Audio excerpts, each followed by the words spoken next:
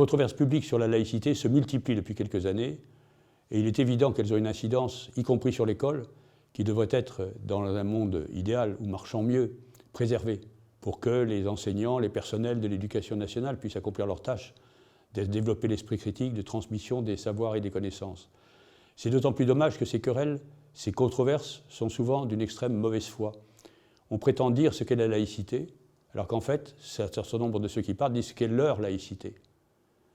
Et on ne parle jamais ou pas assez de la laïcité dans le droit. Il y a un repère simple.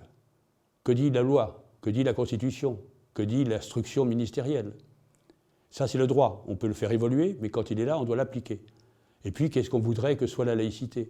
Et donc, il y a un mélange complet où un certain nombre de partisans d'une laïcité que je qualifierais d'intégriste font la leçon aux autres et donc brouillent le message complètement pour les enseignants, pour les personnels éducatifs, ce qui est extrêmement dangereux. On a en fait un passage qui s'opère en ce moment depuis quelques années d'une laïcité d'abord fondée sur la liberté, c'est ce que je vous ai dit comme premier principe, à une laïcité d'abord fondée sur la surveillance, sur le